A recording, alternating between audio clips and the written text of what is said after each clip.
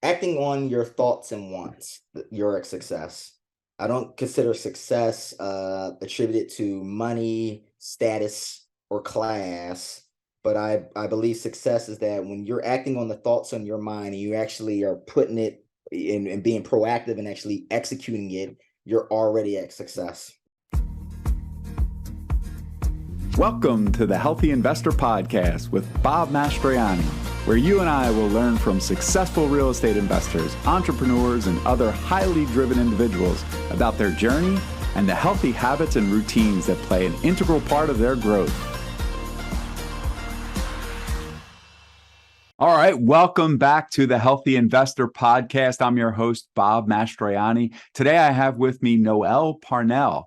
Noel's a Philadelphia native, and he and I had some interesting conversation before we even started because we're both from the Philadelphia area, both invest in that market. So we'll talk a little bit about his investment strategies.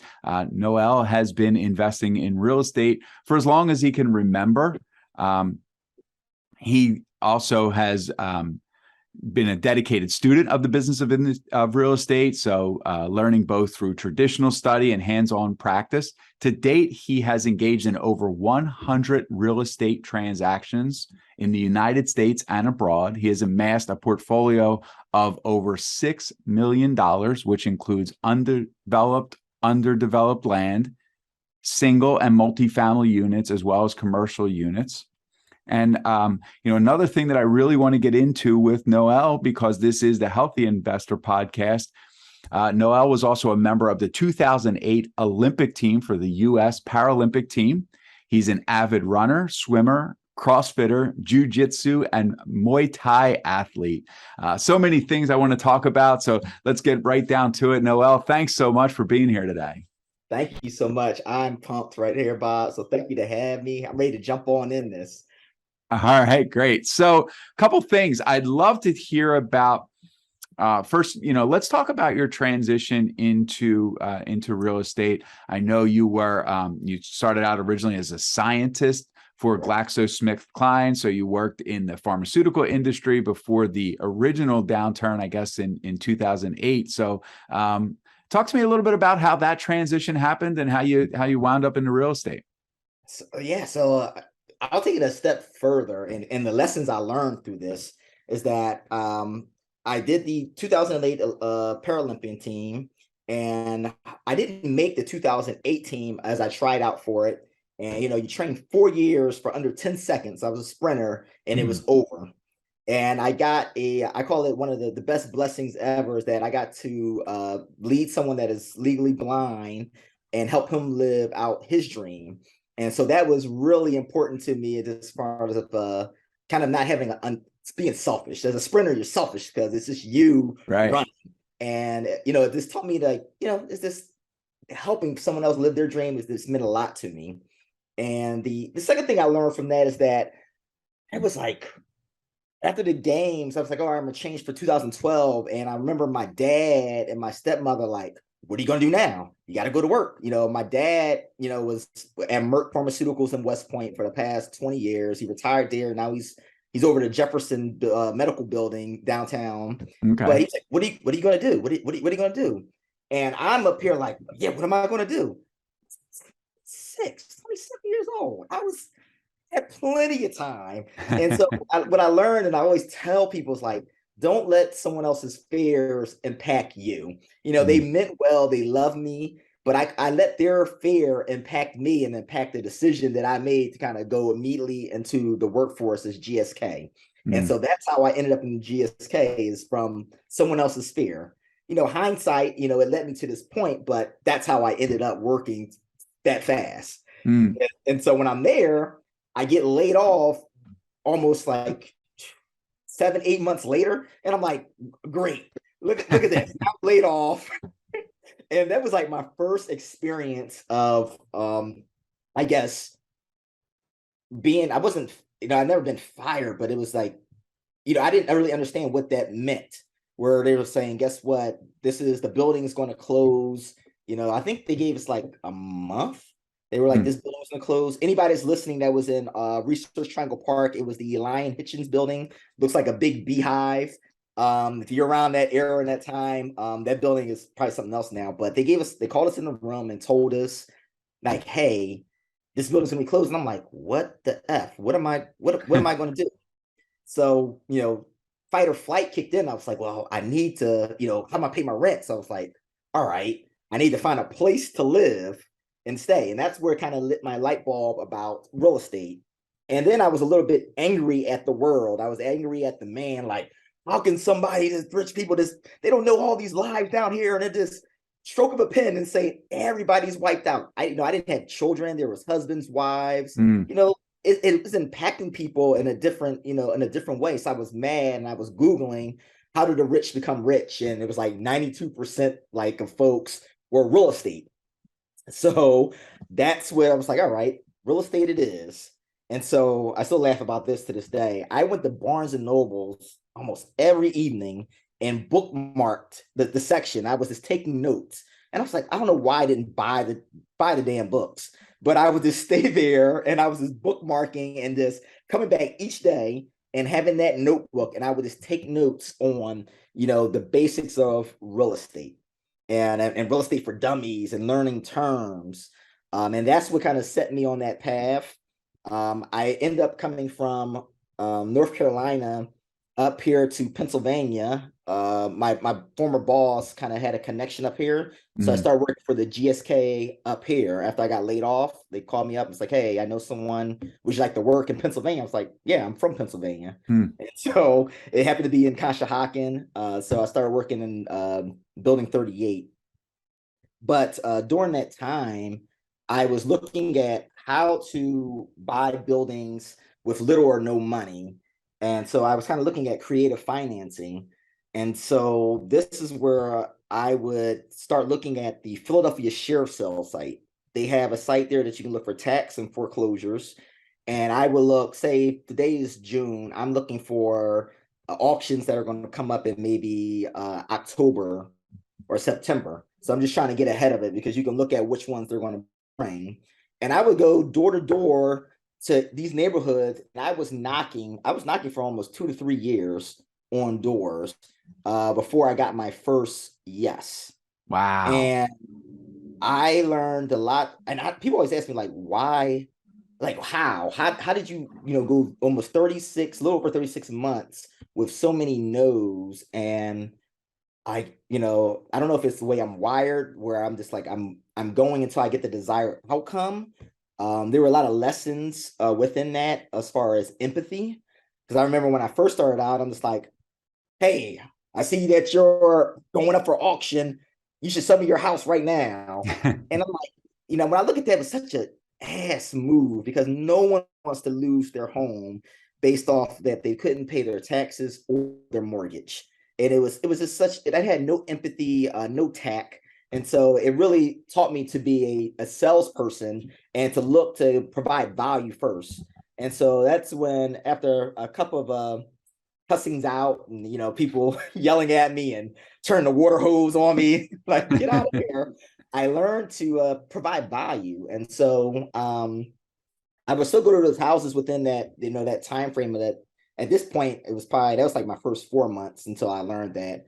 But 4 months into the 36, I start asking, one, how can I help you, keep your property? Like, what can we do to help you keep your property? Number two, can we partner together to keep your property? Three, you sell it to me. Or four, we depart. It could be as friends or as cordial. Because I stopped talking business at the door. I would only introduce myself, and I would tell them, hey, this is a local coffee shop right here. Would you like to come meet at the local coffee shop? And that's what I would do. And then I would have meetings with folks, and I would just kind of hear what's going on with them, and then offer that value back to them. And so that's what kind of led me to my first yes. And when I got my first yes, I mean, this is another lesson: get a lawyer. I Googled so much I had Oregon law. I had everything that would sound right in this first contract.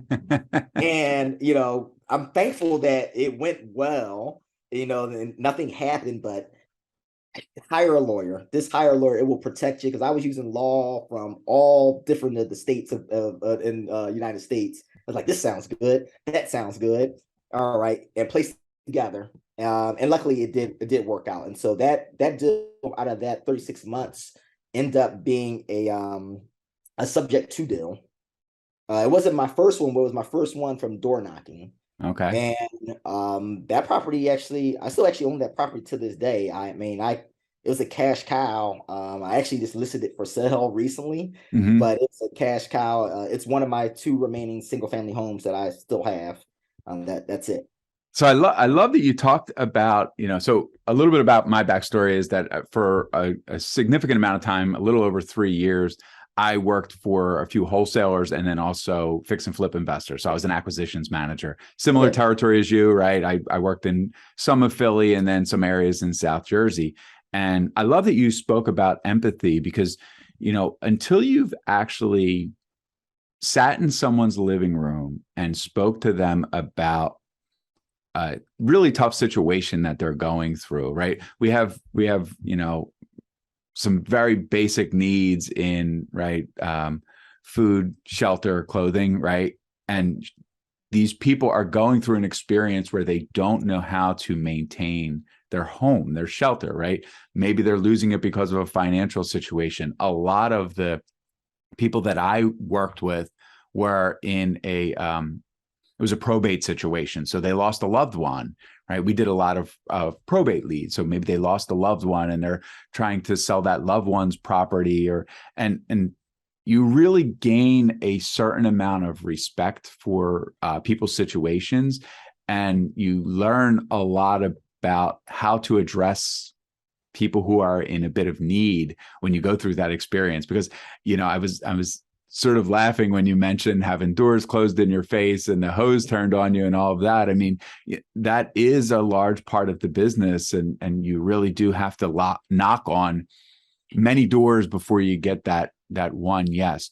I love your strategy to bring them outside of the home and go meet at a coffee shop or go meet at some place local. That's very interesting to me. It sort of put a light bulb on in my head of, if I was back in that situation where I was door knocking, wholesaling, what would I do differently? And I will say that one of the toughest things is sitting across from someone's table or sitting on their couch and they're on the other side of the couch and you're talking about why their property that they think is worth X amount of dollars is really only worth Y or something like that. So I love that strategy of saying like, hey, let's go meet at the coffee shop and let's just talk about this thing sort of outside of here and outside of this environment. So that's really, really cool. Did you when you were looking at the sheriff sale properties, looking at the tax foreclosure properties, did you narrow your target down or were you just looking anywhere in the city of Philadelphia? Did you have certain areas that you were looking at specific? Yeah. Yeah, I was in the 19151, which is the Overbrook Park, and then Okay. I did 19144, which is in Germantown, and I was kind of going off into like the Fishtown area and then Point Breeze, Mm-hmm. but it was during that time it was very saturated, particularly South Philly Point Breeze. So I just didn't have the resources. I was getting outpriced anyway. Mm-hmm. And that's what kind of led me to West Philadelphia, just because the oversaturation of South Philly, and I found gems in Cobb's Creek where it was like I said, I was getting properties dirt cheap, and it was still renting amazingly and appraising. Yeah. I was setting blocks. I did one block where I would renovate and flip, and now I set the market, and I would get the house two doors down or next door, and now I would rent that out because now I just set the market of what the ARV is. Okay, great. And then, so moving forward to where you are today, um, are you working mostly in multifamily these days? Or are you still doing some fix and flip? What does your business look like these days? So I will do multifamily is primarily, so I have it siloed. So it's a silo of real estate where and we'll probably get into later, where I do multifamily, where I'm just kind of doing new construction. I have well, I'm trying to get it approved right now to do 34 units on the Tioga section. Oh, okay. Then I have a section where for students, and my son, I'm looking to buy smaller residential or smaller anything under 5 units is residential. So smaller residential units or small multifamilies, if we can go ahead and do some conversions. And then I have another silo, which is syndications, Mm. where we're looking to pull money with, I call it white collar or blue collar individuals, and say, hey, this is where your investment can go. This is your property. You can get, the tax depreciation off from that. So I have those three silos of real estate that I primarily focus on right now. Okay. So when you're looking for syndication or you're looking for partners in your business, even in your bio, it mentions that you have properties all over the United States and even abroad. We sort of talked a little bit before we started here that, you're looking at some properties in Texas and other parts of the country. So what does that look like for you? What areas, what territories are you looking for properties So that? primarily, I do the red states right now, just because the landlord laws are a lot, friendly. But right now, we have Houston, Texas, Lubbock, Texas, Louisville, Kentucky, and we're in Marietta, Georgia. Okay. Yeah, Okay. I actually just closed. I'm actually doing a case study. I just closed on a 20 unit in April, and did it with creative financing and only brought a little over $5,000 to the table. Oh, wow. Yeah, Excellent. for a Excellent. 20 unit. Yes. So I have to pay you an excellent compliment, and I'd mentioned this before we jumped on, but I met one of your partners a couple weeks ago, and Yes. in conversation, she said to me, "You have to meet Noel. Oh, you're outside of Philly. You have to meet Noel." And then we were talking about what she was looking to do, and she mentioned Texas, and I said, "Oh, do you have boots on the ground in Texas?" And she said, "Well, my boots on the ground is Noel." And I said, "Well, you just told me that he's in Philly." And she said, soon as a broker calls, he jumps right on a plane and gets right to Texas. So tell me a little bit about that. Tell me about that strategy and how it works for you. So I'm a very active investor. The only thing passive I do will be the stock market, but I need to put my eyes on it. And it's the thing about real estate. So when they give a deal, I'm like, all right. I always do some what I call it a napkin underwriting, and Mm-hmm. so I'll do a quick napkin underwriting, and I'm like, okay, this makes sense. And then I'll hop on a flight, say I'll come down there and I'll view it. And when I go down there and view the property, I'm doing just that. And I'm doing a what I call a soft due diligence. Okay. Uh, it's and it's kind of, you got to tether that line, because when you're dealing with large apartment buildings, the brokers really trying to get you to sign that LOI and have that earnest money go hard. So I'm trying to get as much, and this is why I kind of go myself, because I know what to look for. And primarily I'm going through the units. I'm looking at, because they'll show me some of the units without doing like a deep dive and through all the units when we do due diligence. So I'll go see the vacant units, and I'm looking at for galvanized plumbing, because that's going to be hard to replace. I'm almost also looking for like the older apartment buildings that were built in like the 50s and the 60s, because some of these apartment buildings are that old. I'm looking at what type of wiring are they having. Is it aluminum? If they have aluminum wiring, you're not really going to get insured unless you change all that out into like copper, or you can put copper pigtails on it. Mm-hmm. Or I'm looking for the breakers. What are the breakers looking like? I'm looking at the roofs. I'm looking at the area. And so I'll go down there and walk it. I'll meet with the broker, get the face there. But then it also gives me a chance to look for, other properties. I may kind of like circle. It's one of the things I didn't mention earlier when we talked about, focus on area codes, is that I run. So I'll jog. I don't run far, but I'll Mm-hmm. do like maybe 5 to 7 miles, and I will always do those areas where I like to invest in. So, and if I'm running, I'll just jot it down in my phone, like, oh, that property here. I do the same thing for the large multifamily as well. I always jog the immediate area, just get lost. Yeah. And I'll just say, oh, you may find something, you write that address down, and then I'll go back and skip trace it through either CoStar Access or Reonomy. That's another one for a multifamily, and that's how you kind of find owners. I still feel the best deals are, while you use brokers, I think the best deals are when you can just communicate directly to the owner, and you get the best deal that way. Yeah, that's amazing. It's such a really cool idea. I love the idea of running around the neighborhood and just sort of figuring out the area, right? This is Yep. this is your feeling to get a pulse of the area. And then, I when I first started the name The Healthy Investor, I did it in at first it was an Instagram account, and then eventually this became the idea of a podcast. And I was on a run in a neighborhood not too far from my own, and I saw a property that I thought had potential.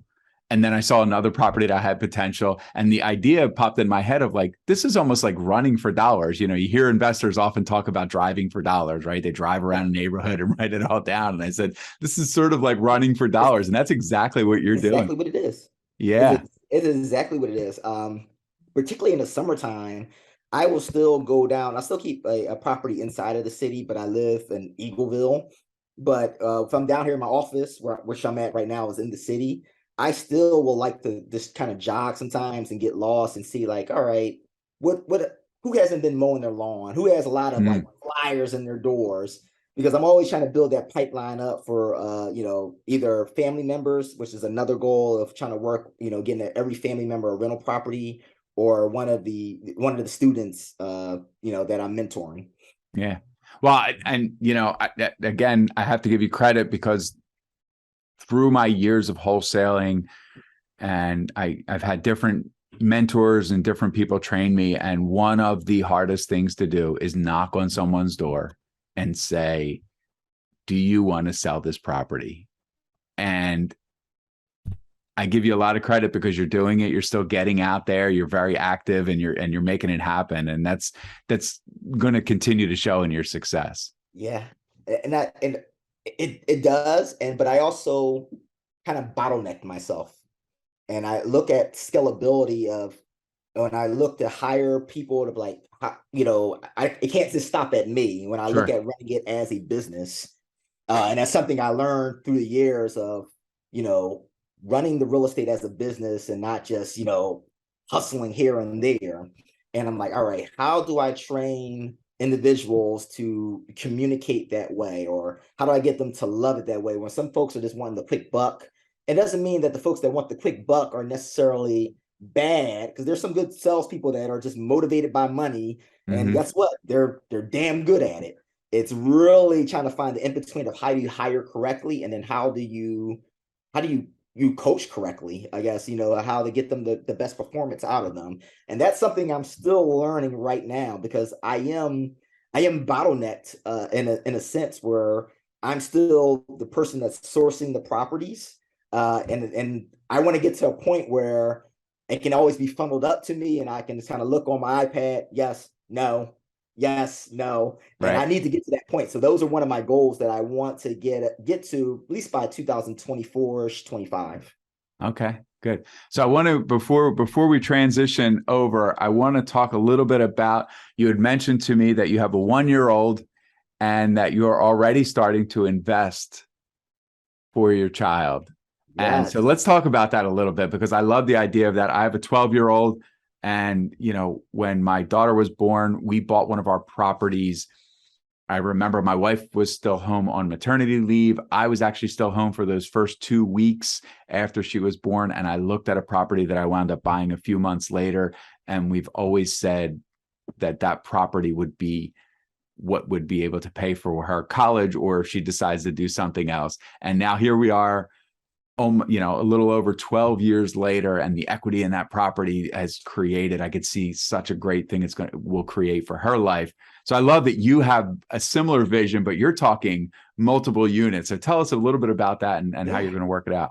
So I guess the goal for my son is for him to, I always say him like he's actually doing it, but for me to grab him, at least 2 to 4 properties a year, preferably between 3 and 5 units. Right now he has 11 units, and the way I set it up with is I have him on the LLC, and the operating agreement. It kind of dictates when he can, of the LLC, when he can actually have the money and things of that nature. But I took it a step further, or where the money and the proceeds go. So there's a called the UTMA, which is Uniform Transfers to Minors Act. So I have a custodial account that I got through Mass Mutual for him. And so his rental income that he gets from that goes into that account, the custodial account.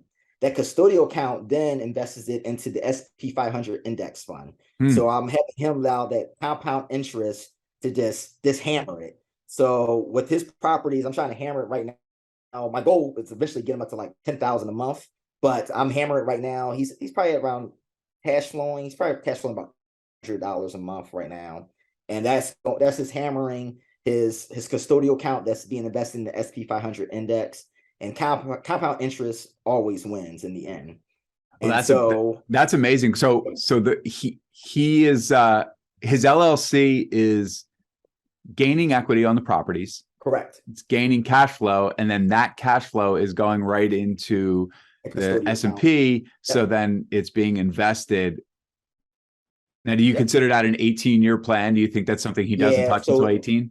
For that, UTMAs, you can always talk to your financial planner or anybody. I use Mass Mutual. I love the guy I got from Mass Mutual. I can drop you his line for any of your. He's actually in Conshohocken, set it up for me. For the state that you're in, for Pennsylvania, they'll have access to that money at 18. Okay. They'll have access to that money at 18, and I can't have no say. But if I'm doing my job as a good father, he'll know what to do with it. Sure. But then he'll also have the properties. And just like you, I'm saying he'll have equity. So I'm not doing a 529 for him. My thing is that if he chooses that he wants to go his own path and go college, he can sell one of the properties. That'll pay his, tuition for those 4 years or whatever years, or sell another property, then buy another one.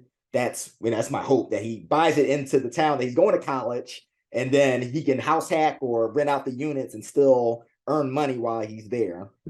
So that's the goal for the properties that help, but he'll have more than enough. I love that plan, and I'm going to look deeper into. I'm not sure that I've spent much time learning about UTMAs, so I didn't realize we were going to go down this road, actually, and I'm glad we did, because I definitely learned something there. Very cool. I love that you have those thoughts in your mind at this point, and I'm sure you're going to be doing the right thing as a dad, and at 18 years old, he's going to be well on his way. So that is awesome. Congratulations to you. That's really, really a cool thing. So I want to transition over. This is the Healthy Investor Podcast. We talked a little bit about some of the healthy habits and routines that are part of your life. You'd mentioned that you were a runner. We spoke about, that you were a sprinter, trying out for the US Paralympic Team. So talk to me a little bit about what those healthy habits and routines are in your life, and then how they contribute to your life, and also do they play a part in your business? Absolutely. I look at it as I think it's all intertwined. And the two words I like to use is consistency and discipline. So I'm up every morning. No, I wouldn't say I'm up every morning at 4:30, because sometimes I will hit that snooze button sometimes, but I'm up almost every morning before at 5 a.m. And I always kind of get my day started with the 5:30 a.m. workout. I'm doing that till 6:30. Like clockwork. Sometimes I will do another one depending if I'm training for something. I love to swim. It was my first sport, so I try to swim at least 2 or 3 times a week as well. Not only is it like a stress reliever, but it also I like to tell other investors, like, we'll be on the grind so much and be like, let me talk about this. Wearing a lack of sleep as a badge of honor. Like, no, stop wearing a badge of, lack of sleep as a badge of honor. Like, I was up, working 19 hours. Well, there's some cases that you have to do that, but you really shouldn't want to be doing that. You should be wanting to give your body the proper rest and the proper nutrition, so you can be actually a better performance. And, and not getting trapped into like busy work. But that's what I always like to encourage people, is that get a health plan, get a lifestyle plan. It's not looking like Mr. Universe or Arnold Schwarzenegger or anything of that nature, but you have to have some type of health and lifestyle plan, because it will definitely be contributed to your performance at work. Yeah. Have a routine. You have to have something there.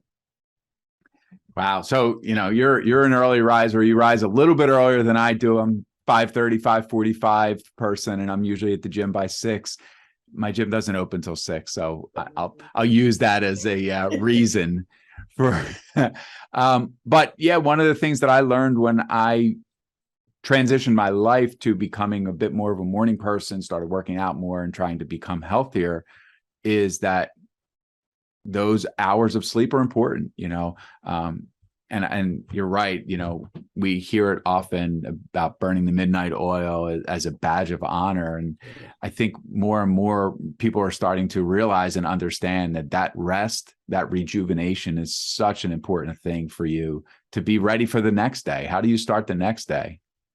And that's I didn't touch on that. So I do plan out my weeks on Sunday, Mm, and it goes to my larger. I don't really plan out anything past 3 months, and I do quarters just okay. because certain things has changed so much for me. I do have overall, I would say, goals that I look for and stretch goals. That I like I said, I try to make sure I'm running like a business, and place metrics on it, but I'm always doing 3 month forecasts, and each goal for that week is leading to that monthly goal.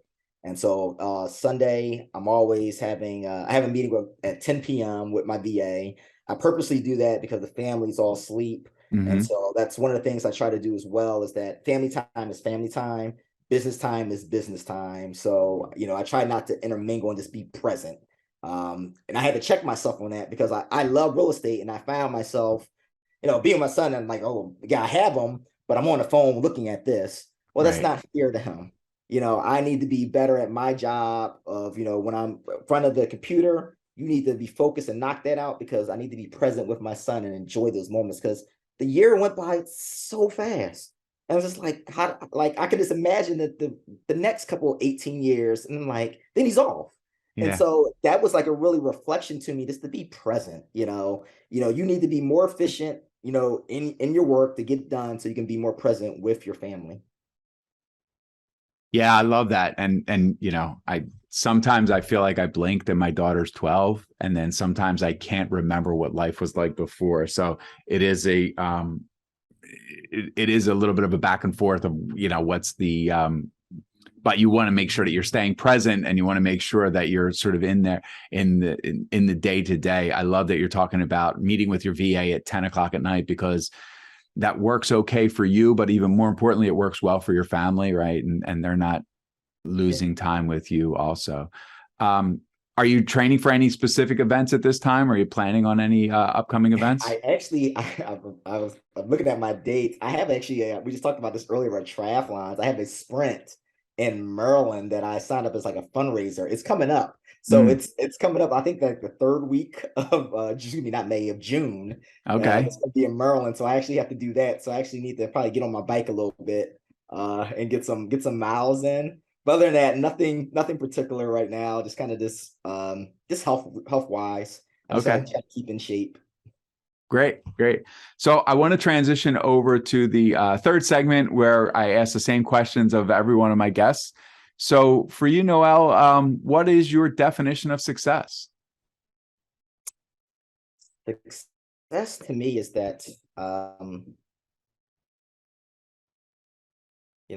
success is actually when you're actually acting on your thoughts and wants. You're a success.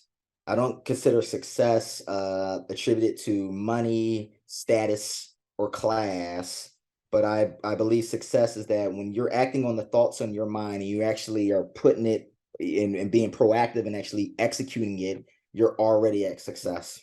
So that's my definition of success. I like it. Question number two, for someone who is new to investing or even learning to focus on their goals and their path to success, do you have a book recommendation? Yes. One of my favorites, I have a lot, but I'm gonna give you one. Who Not How. Mm, So Who Not How is one of my favorites. Particularly for me, I'm always looking like, all right, how can I do this? How I can do this. And now I'm just like, oh, who can we connect with, and who loves to do that, and we can like partner together and do things. So that's how I kind of fell into the syndications as well with my partners, not doing everything myself, but you find like-minded people or someone that's very strong, and it's the who, not the how. excellent recommendation. Oddly enough, that one is the most recommended book on the Really? Healthy Investor podcast. That is wow. That is wow.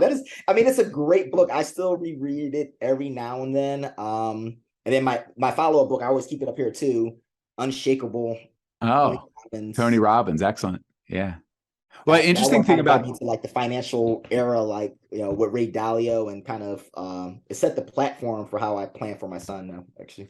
yeah. Well, interesting thing about Who Not How is that I think, the idea of utilizing virtual assistants has become very popular. And I think that starts to help a lot of investors and entrepreneurs realize that, you can get things done. You can get things done from someone else who may be more skilled at that, or maybe it just takes some certain things off of your plate. So I think that book has opened a lot of people's eyes, and it's sort of a timely thing in that, it's very trendy. It's very popular to start finding more who's to assist with your business. And I think it's absolutely brilliant, because I know for me personally, I'm often in a position of, I have to get this done. I have to get this done. I have to get these 10 things done, and then I can move on to the 11th thing.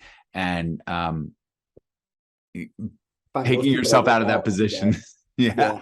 Yeah, it is. Yeah, I definitely understand that part. Yeah. Even now that So I have payrolls and stuff for people, that like it's even more important now. Like, oh, you have payroll and this needs to be paid here, and it's like, oh man, like it's a bigger responsibility than it was just me. But yeah, I understand. yeah. So before we move on to the final question, I want to thank you again for coming on. This has been a lot of fun. So far, I have not interviewed anyone who is geographically so close to me. So, not only is it great to meet you virtually over Zoom, but we have to get together in person. We're probably about Yes. 20 minutes away from each other. So, but how can we support you, and how can people reach out to you? You know what I would say, if to support me, I would say all you out there listening right there, if you have a favorite book, go ahead and give it to someone. I always Hmm. tell people, I give it to people all the time, like, hey, thought you might like this. It's all about just kind of, extending that hand to the folks right there. I love this. I just love that. Just kind of do it just for, just because. And what was the second part of that question? Yes. I just, if people wanted to reach out to you Oh, and connect with you you. can reach me at Noel at Crown Capital Corp. CrownCapitalCorp.com. And I'm on LinkedIn at Noel Parnell on LinkedIn. You'll be able to find me up there. I'm probably cheesing on the picture there. So and I'm always accessible. My like I said, I answer text messages. I love talking shop and real estate. So my phone number is 267-265-3721. I may not answer, but I normally always will text back. So I'm always free to give any type of advice or any resources. I believe in abundance, so I'm always trying to give out anything that I know. Yeah, go ahead. Excellent.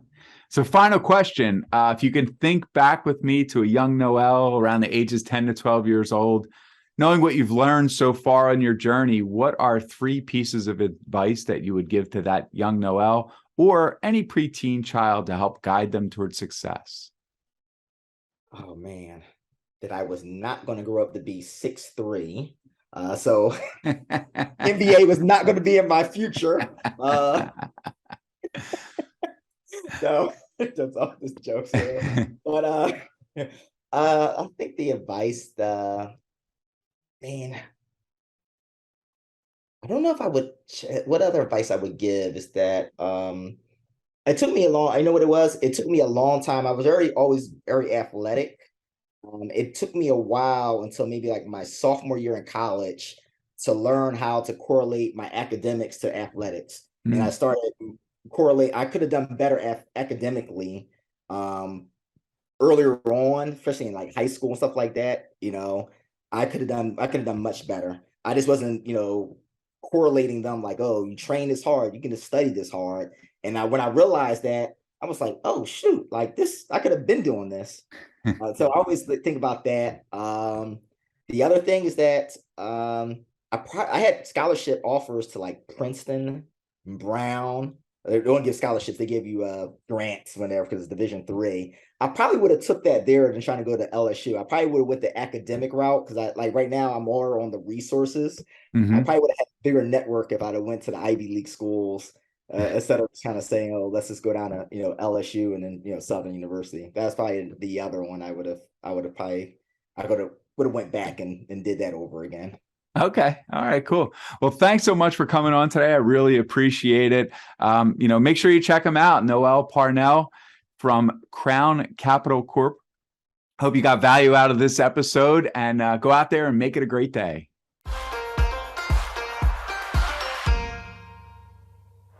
Thanks so much for joining me on the Healthy Investor Podcast. Check out the show notes for more information about connecting with our guest. If you enjoyed what you heard today, please head on over to iTunes and leave a positive rating and review. It would mean the world to me. I'm grateful for your support, and I wish you an abundance of success on your journey to healthy investments and a healthy life.